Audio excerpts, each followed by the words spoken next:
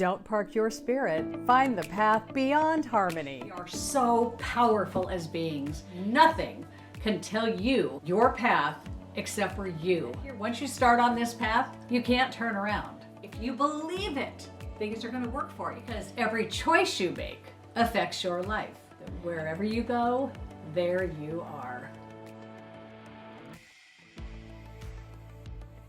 Welcome back. Carrie Palmer here. And once again, my dear friend Dan Erickson is joining us. Dan, I don't know about you, but in these conversations I'm having with you, it's kind of like Neil Donald Walsh when I read his books, Conversations with God. It's like, you got the goods, you know the stuff. So we have another question we're going to talk about today, Dan. Let's go. Well, thank you, Carrie. And gosh, it sounds like I'm in good company, but the point is, I found this information because I kept looking for it, and I'm just happy to be able to share the information. And my point is really to encourage you to go for your own seeking and to progress on your spiritual path. And that's that's really the point of these things. It's I'm thrilled to be able to at least offer this as a method of doing that exploration. So let's just summarize where we came from. So we did the first question, which was, who am I? And then the second question, which is, where do I come from? Which is a question of origin. And that is the first part of a three-part question, which refers to what am I? So answering the question, where do I come from? It leads you to this realization that you're an indestructible spirit, that you're occupying a physical body to have an experience. So this comes down to the question of, why was I created? And it's really a question of purpose. So the theory is, part of this mystical understanding, is that originally we were with God, and then God wanted to experience itself. So we were created as a part of that, to go out and explore the creation and then come back with our unique perspective of what that is. And so why was I created? Well, you were created to have that experience, whatever that experience is for you. And you get to decide what that experience is. There's all this debate about whether or not you had certain lessons or certain things that you came here to experience, or if you had some kind of contract that you made agreements with other beings to have a certain experience here. That all that may be true, but part of what I'm trying to convey is that when you become aware and you're waking up spiritually, part of that is understanding those things, is understanding that you may have felt like your life, that you're just a victim of your life, that your life is rolling over you, and all you're doing is constantly reacting to the things around you.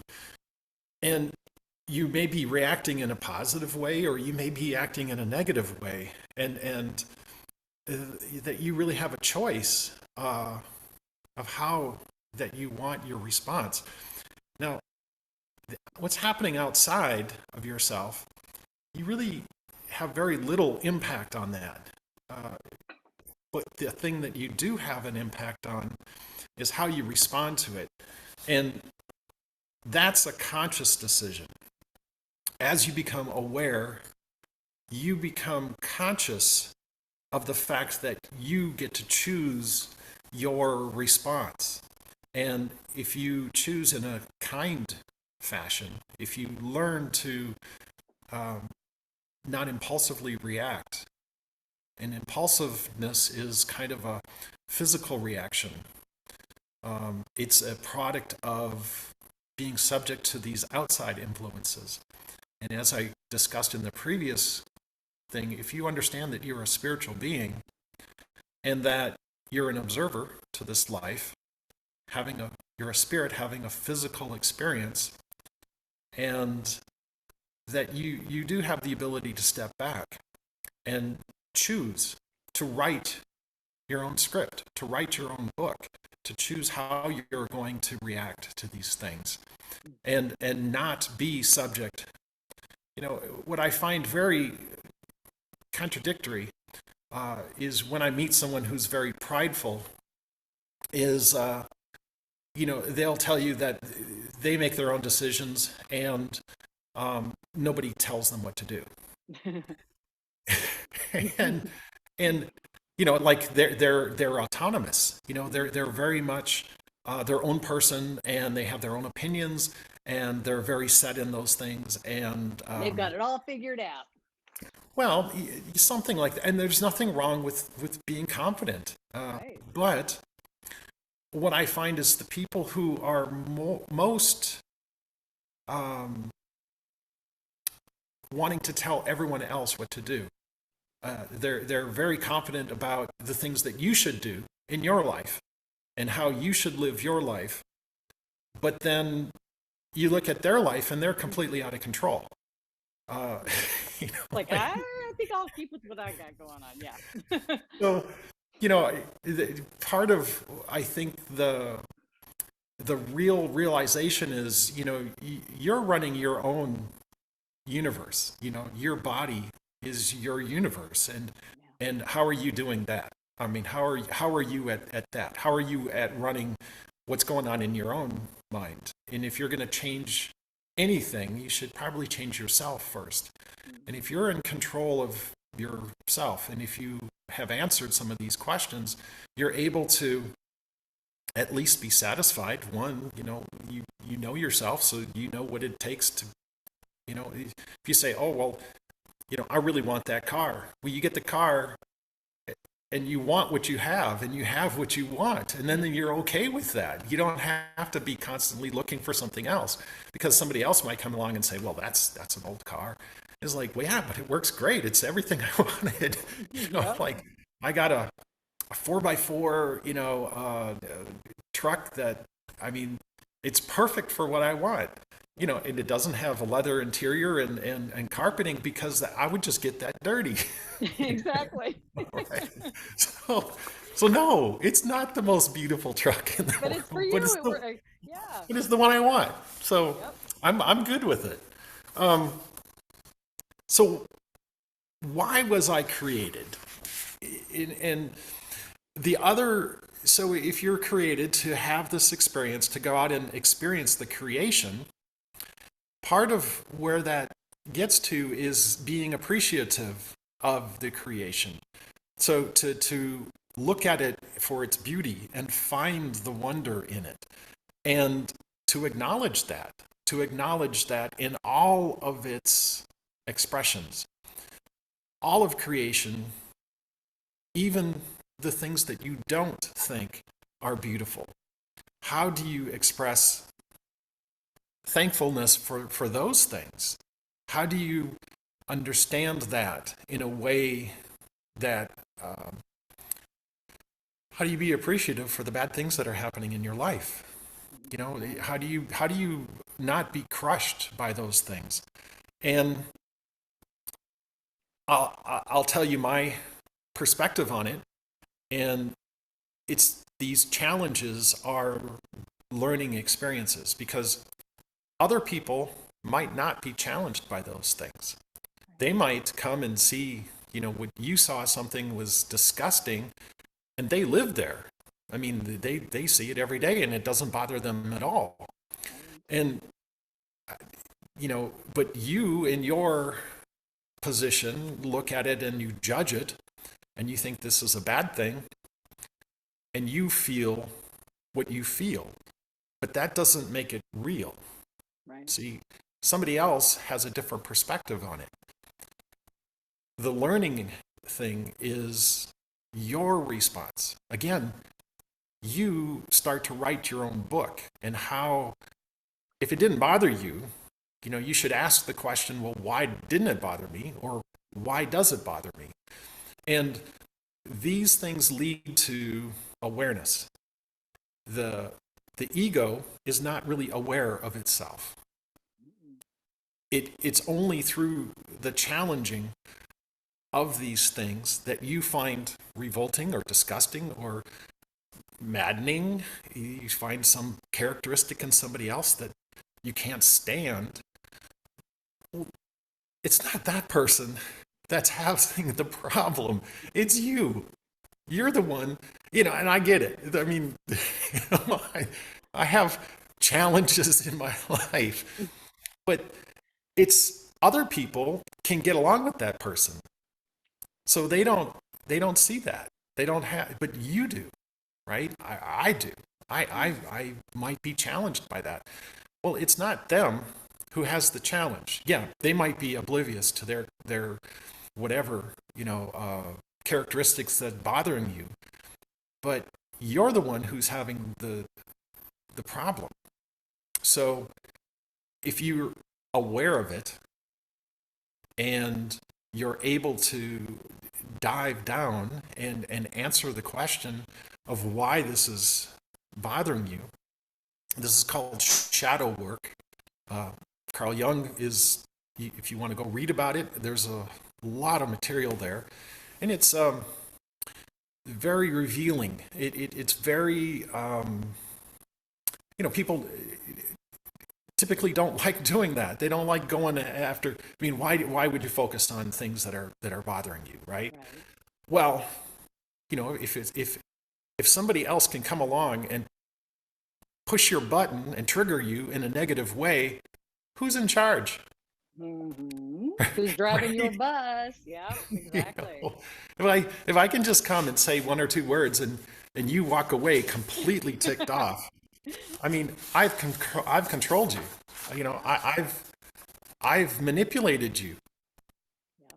And you might be saying, well, nobody's in charge of me. No one. Yeah. Well, you did this to me. You did this. It's not what triggered in me, but it's like you did. I'm going to blame you. Walk away blaming you, and that's going to be the end of that story. Yeah.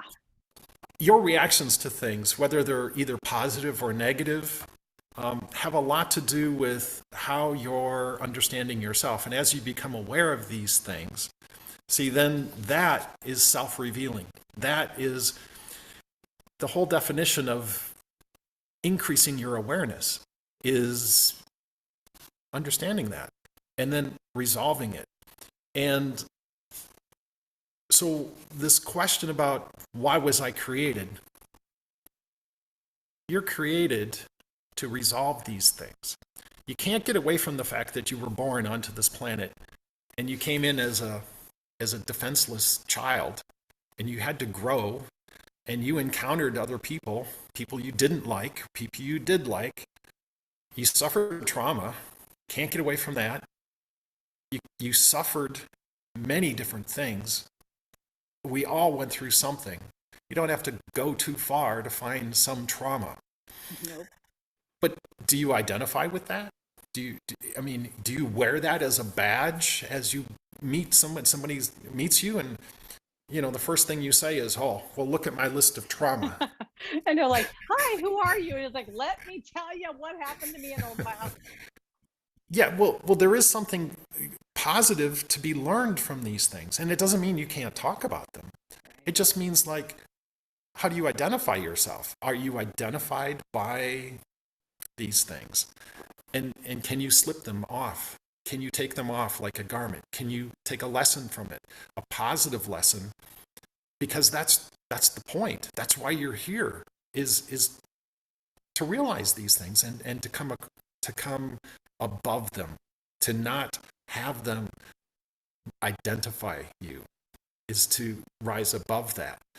And that's a big part of the spiritual journey. And the realization that happens from understanding this, why was I created, is to answer in appreciation, is to understand that no matter what happens, to be grateful for it. And I know this is a big one. This is really tough. I have a hard time with this. I mean, how am I supposed to be grateful for, people dying and around me? I mean, it's tough. I mean, I'm attached to these people. It's like I'm losing a limb when my friends die. I'm going to miss them. But, I know that their spirit survives, that there's more. Yeah, I'm going to miss their physical presence. But there's more to it than that. And I don't just have faith that that's true. I know it's true. Because I know what I am, and I know who I am, and I know why I was created. And through the different kinds of techniques and meditations and these kinds of things, I've had that experience. I've gone out and talked and seen and experienced it. And this gets back to, our question again was, what am I? And so the first question that we answered was, where do I come from? So it was a question of origin. And then the next one was why I was created. And so you come from God, and you're an indestructible spirit, came here to appreciate the creation. And Carrie, if you have any questions, this is a good time. Well, this takes me back. The fact that I am where I am now, and I'm having a conversation with Dan Erickson, somebody who can explain all this and make it make sense. But for 32, until I was in my early 30s, it was like when I was young, very, very young, like 2 and 3 and 4, I was clairvoyant. I saw complete scenes unfold before they happened. And during that time is when my mom was married to her second husband, who became the lion's share of abuse of my childhood. I mean, this guy, we're talking torture. Abuse, me and my 2 sisters. I mean, imagine somebody throwing an Alka-Seltzer tablet in your mouth, gagging you and putting you against the wall, and you're not allowed to move. I mean, this was just a day on the life. It was no big, it was like, it was our normal. But so when this is all that happens to you, you forget. The veil is completely erased.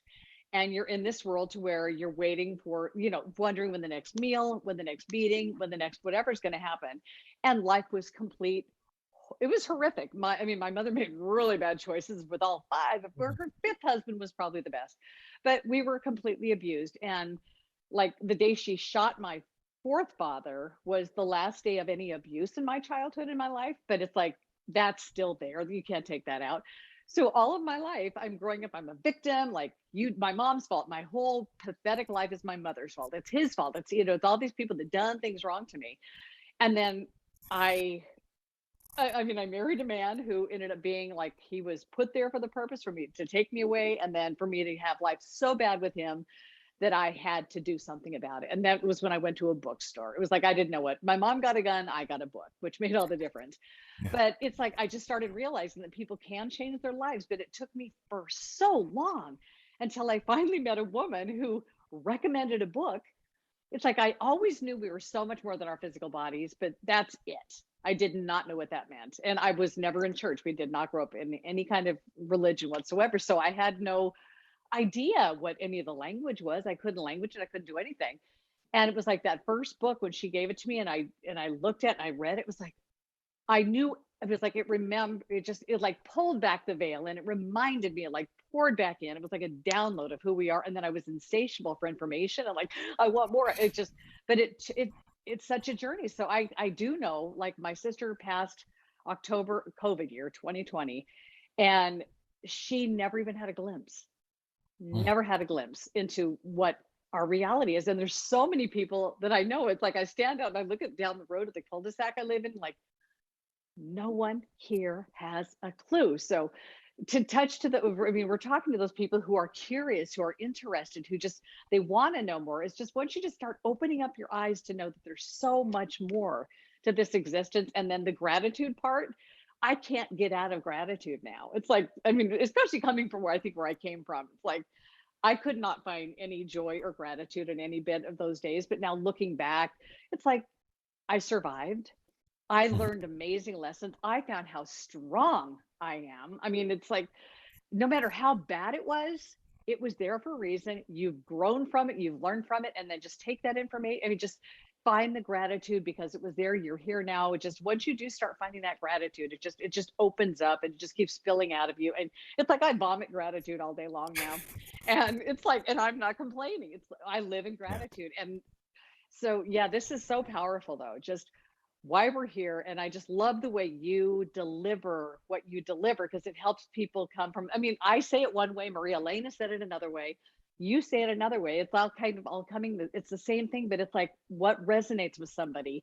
And that's why I love having these conversations because something that you're saying is going to make somebody go, I relate to this man. I relate to what he's saying. And that's what we're doing this for. Well, yeah, and the neat thing about finding a way to say thank you, no matter what is happening, and and I know this sounds strange, right? I mean, somebody's yelling at you, and you say thank you.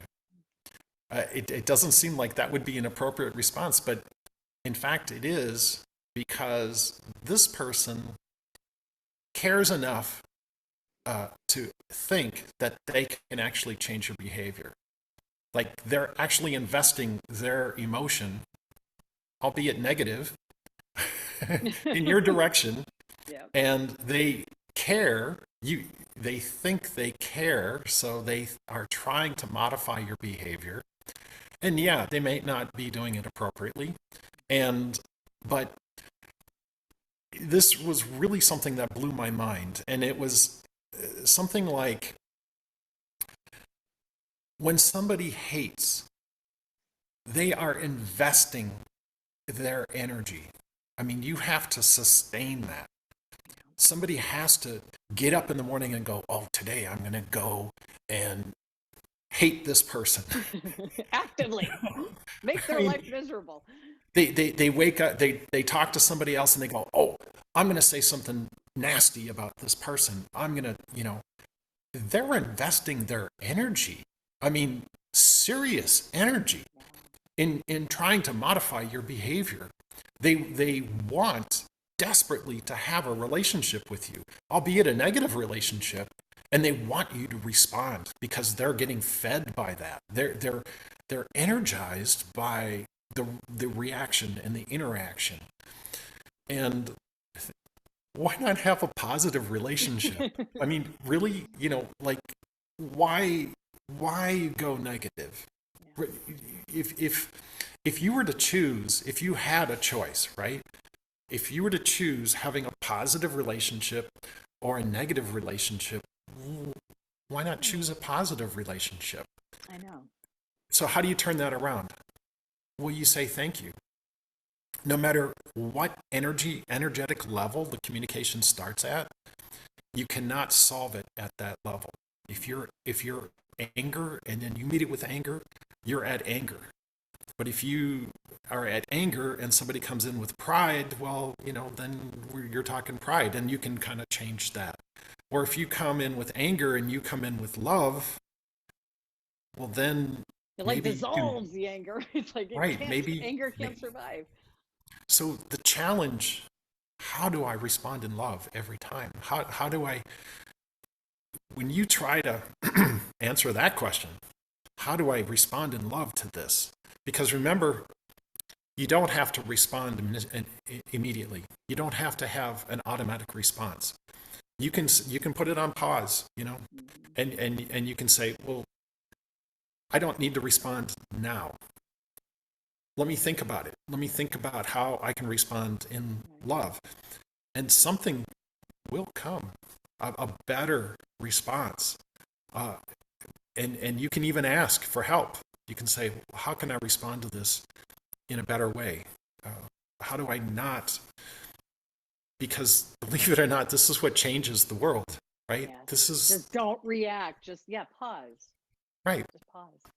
And gosh, when people are stressed and suffering, they would like nothing better than for you to be there with them in their suffering, because then they don't feel alone.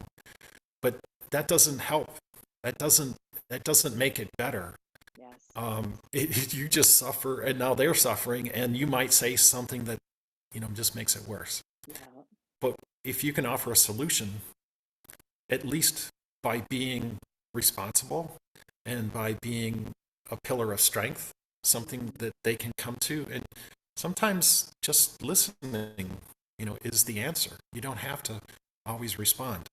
It's like So just shining a light on them, just shining that light, and just be the there. little bit of us, the littlest bit of uplifting of somebody. It's like you're sharing love, and it's just like, even if they don't feel deserving, because when people try and tell me that I was deserving when I wasn't, I argued with. It's like, no, I'm not. You don't tell me I am. I mean, it's hard to get out of that place, but when people keep coming at you with you're worthy, you start thinking, maybe I'm worthy. Yeah. Maybe I'm worthy. I'm tearing up. I don't know why. Oh, I don't well, know. this is a pretty this is kind of tough answering this question. Why was I created? I mean, you're there's a gazillion answers, and I just boiled it down to appreciation, and then figuring out how to respond in love. And responding in love is always the right answer. I mean, you can always respond in love. And who's going to argue with that, right? I mean, who's going to say, "Oh, well, Yeah, stop that you should have." sunshine Yeah, stuff. Yeah. yeah, Yeah. yeah. No, I Stop know. with the sunshine. Yeah. It's like, enough already. Give me darkness. Give me, Yeah, wow. Wow. It's like, this is coming through me. It's such a core space. It's interesting how, because when I get like really deeply spiritual, it's like when I cry when I talk. It's like I cry all the time. And I never was a crier. But yeah, when we hit those core places, yeah, yeah, even just knowing how you could take somebody who is so lost. And I mean, I was suicidal. I was three times. It was like I went on a cruise, wrote the note I was going to jump off that ship. And it was like, just in, and even then it was like, just there was something in my, I was like voices in my head. It was my higher self saying, you got a path here. And it was like, it would have been so easy just to say, no, I can't do this anymore. But I kept having to come back to this impossible, tragic, hard life that I was living. Like, why do I want to keep trying this? And it was like, oh, now I look back, like, because I get to be here. And the one thing that I say all the time is, we get stuck in our trauma. We get stuck in these situations where people want to pull us down and keep us drowning in the madness with them. But just know that you just need to get through that experience. Get through it. Don't get stuck in it. That's why I said, don't park your spirit. Get through that experience. And then you could turn around and look at that experience from just a completely different lens. When you're out of an experience and you can look at it from the other perspective, everything is so clear. But when you're in the middle of it, it's impossible. You have yeah, to move through it. And then you've grown. And then you do have the gratitude because you got through it. But it's get through every experience. Anything you're stuck in, know that you have to go to the exit point, get out of that situation, and you'll leave it behind. You will see it in your rear view mirror.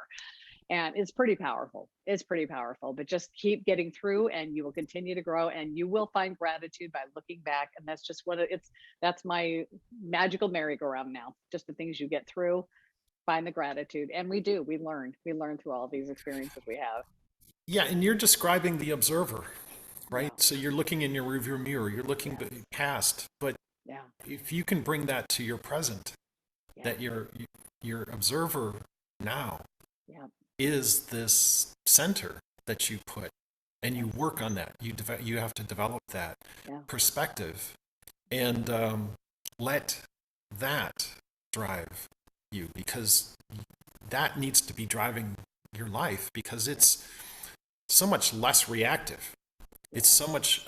It's a higher self. It's your higher self now coming through, Yeah. and that's a neat thing, and I'm glad that you've experienced it, and had that uh, revelation in your life, and that's very powerful on It's the been spiritual drive. magical. Yeah, like I said, looking down the street at the cul-de-sac, all these people are going about their life, and I've had conversations with all these neighbors, and none of them. I don't even know if anybody attends church, but it's like it's like I don't. It's like there's no spark. It's like, how do you give them that spark that you know that they've thought there's got to be more. There's got to be more to this life. But yeah, I just don't know how to initiate that spark to, because I know that's very personal and we all have to find it our own way. And many of us will just keep coming back until we start. It's just crazy. Like, but I know this. You need to know this. We want to scream it from the mountaintops. But everybody has to find this at their own place in their own way and their own time to get to this space. Well, this is where living by example is so important. Yeah. Because if other people look at you and how you react and how you deal with life's situations, Yes. and it doesn't seem to crush you, it like you're able to rise above and react in surprising ways that somebody would look and they would expect, like my best friend growing up, always my best friend would forgive me before I needed to even be forgiven. Oh, What a guy. I that's so cool. I would say something and I could tell I was kind of going into this trap, and a lesser person or maybe a more clever person, would rib me for that or give me, would make a joke out of something, but not my best friend. Wow.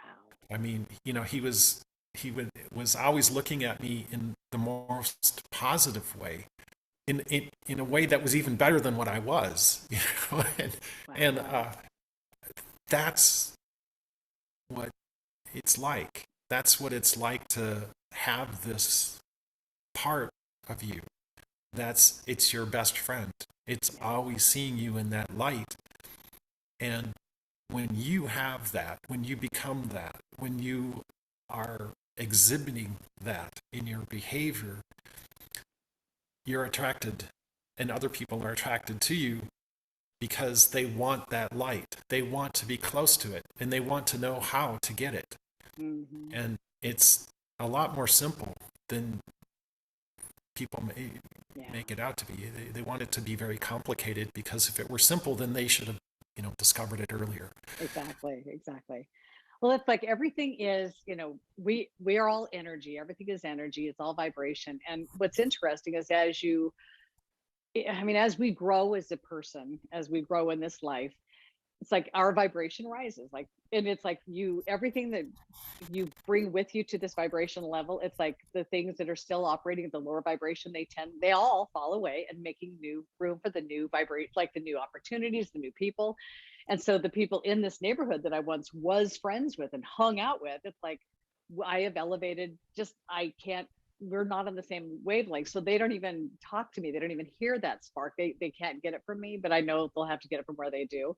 But the two people who I was in this house with, the most incredible part, when I moved into this house 22 years ago, I was one of them. I was like, anger and like resentment. Oh man, the feelings. I mean, I was that woman, like, going through all this stuff.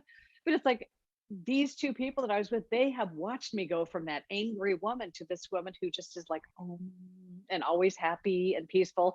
And it does affect them. It does affect them. I know that, because there's no way it can't. And it's interesting because my husband and I were my former, he's gone right now. He's out with his girlfriend for like, a couple days, whatever. And it's so funny because he comes back and he's like, our relationship just raised the bar. And I'm like, no, it wasn't our relationship. It's like, I have changed immensely. I have totally changed. So it's like, he's used to peace. And it's like, it's so peaceful and loving and kind here. And he's going out trying to find, it's like, you're not going to find this.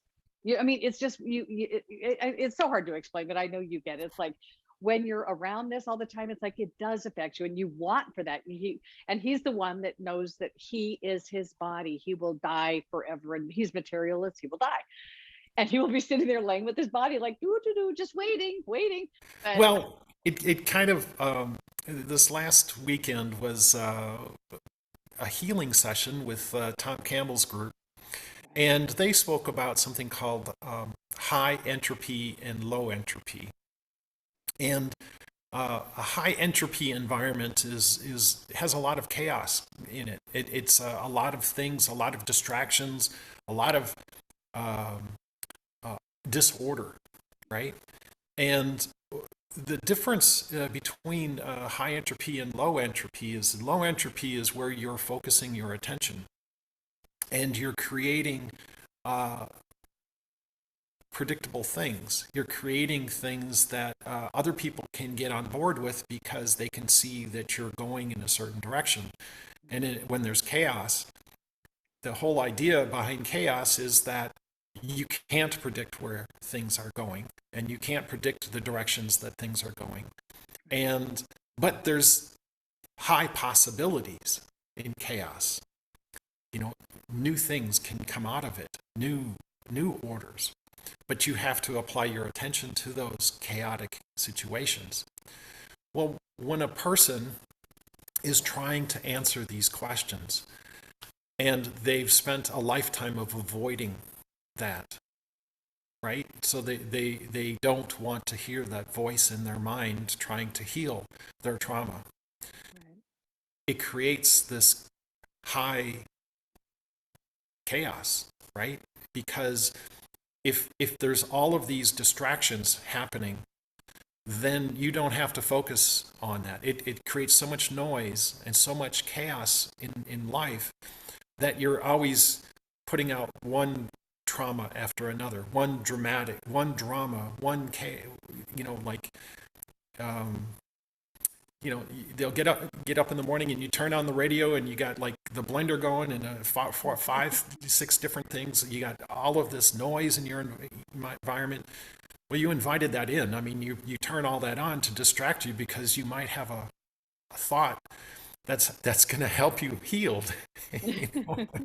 And it doesn't prevent you from, you went out the night before and drank, or you went to a football game as a distraction over the weekend. I'm not saying that these are bad things. Right. Entertainment is good.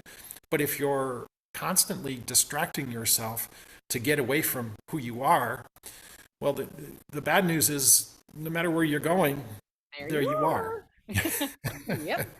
And so you really can't get away from it. At some point, you have to look at these. Yeah. And why not, like I said earlier, as a seeker, why not voluntarily do it at your discretion and seek the answers rather than having them pushed on you? And you might take them in a negative fashion as opposed to through a positive means. I mean, if you have the choice of having a positive relationship as opposed to a negative relationship, which one takes more energy? Which one are you used to? Which one do you pay attention to? Yeah. And you do have a choice, right? Yeah. You have a choice to have either order or chaos. And, some people they prefer chaos and they prefer having negative relationships. And when that is your comfort zone too. That's like my sister when she passed, like all she knew was her negative relationship, a husband that told her how horrible she was. She wasn't worth anything. It's like this was her little comfort zone right here. And staying in that was her safety. It was so much easier for her to stay in that horrible life than to step out and wonder, like, what could I do on my own, or can I be on my own? It's just, but that's where we are. But it's like, that's one of the things I always say is just, you have to press yourself stretch your comfort zone a little. You have to take these little crazy leaps of faith. And then by doing so, you do push out your comfort zone, your boundary expands, and it doesn't bounce back. You're here. That's your new comfort zone. And then you push and push. But it's like people like my sister, my childhood, my other sister too, our comfort zone was this little bubble of chaos. And that's all we knew. But that was that, because it's all you know. When that is all you know, you don't know what it's like to be out of it. So it's just, trust me, from somebody who's lived in the depths of chaos and crazy, it push that little zone a little bit. You want to get out of there because the grass is the grass is actually green on the other side. Yeah. What a difference it makes. But you take responsibility for that and then move out of it. You transcend that by dealing with it, by healing that.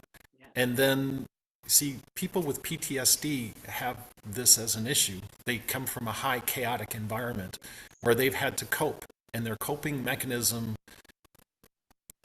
pick and choose whatever it was, but it was to distract them from actually dealing with the core issue. Now, their environment may have been extremely chaotic, but how you react to it is, I mean, that's on Everything. you, right? That's everything. It's all choice. We have the choice Yeah. on how we react to everything. And then you start writing your own book. You now have to go back and repair that. And there's a certain responsibility, and that's why we're here, is to have these experiences. And I'll tell you what, we'll kind of end on this, and that is this universal experience of the all is a fully encompassing realization that all of the things that you've gone through, all of the traumas, all of these learning experiences, they all come together, and you have this aha moment where you see that it brings you to this point of transcending that who you are, you needed to go through all of those things, and then all of these things that were chaotic, they make sense. It comes to this point where it's you had to do that, and you have to come to that realization that no matter how terrible something was, no matter what your response was, no matter how undeserving you feel you are, that now that's just part of the learning process, and it's okay. It's got to be okay, and you have to move past that. You have to accept it. Yeah. And understand that that was necessary for you to learn to get to this point, to this all that is. And I would not have changed one bit of what I went through. Not one bit. Everything that I went through was for me to get to where I am. And it's all the path that we have to walk down. It was my trail of breadcrumbs to get me to where I am. Mhm. And yeah, I wouldn't change one thing. I mean, all I went through brought me to your life. So that's, into the lives of the people I'm friends with now. I could not have imagined this. Looking back at 30, no way in a million years would I have imagined like somebody like you and Maria Elena and I would be friends. It's like, Yeah. but we get here. Evolve. I mean, it's like, it's so worth it. Yeah. Voluntarily start seeking. Just look. Just And it, open your eyes. it seems very counterproductive that to take in these traumas and negative things that happen and accept them through forgiveness. And forgiveness is actually a very selfish thing. Most people don't understand that, because when you forgive, you're releasing that energy. You're releasing the energy that you've applied to maintaining and keeping that. And when you can let that go, when you can heal that, Yeah. you get that energy. Yeah. That it comes back to you in the form of peace and Yes. joy and focus. And forgiveness is become- an inside job. You never have to go physically forgive anybody in person. You just do it yourself, and then you let go. Yeah, Just like and that. it's an awesome message, and it's an awesome feeling to be released from that. Yes, it's powerful. It changes everything.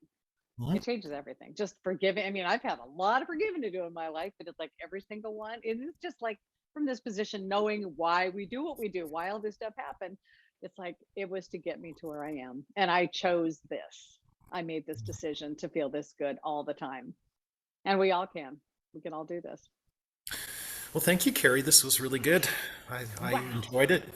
Not as much as I do. So, what is our next question we're going to be talking about next time, Dan? Well, the next one is a question of what can I do? And it's a question of potential. And it's really cool because it adds this whole new dimension of, okay, so you're starting to deal with, who you are, and you're starting to find happiness in your life, and you're starting to be able to forgive and let go of some things. And you're kind of transcending your ego. And now you're going to get new abilities. You're going to get new cool things. New possibilities are going to open up in your life. And it's really the kind of the frosting on the cake, right? I mean, it's why we want to do this. to live this really incredible life that every day is like opening a new package. It's exciting. It's creative. It has tremendous potential, and many people just miss out on it. So I'm really looking forward to answering and kind of going into that. And All right. Well, stay that's tuned for going to the. be next week then. We're not going to give any Yeah. more of that away. So, once again, Dan Erickson, thank you. It is such a blessing having you in my life and having you share this for everyone to hear, because people have been waiting and we finally got together to have these conversations. I'm so glad we did. Well, thank you, Carrie. Have a good day.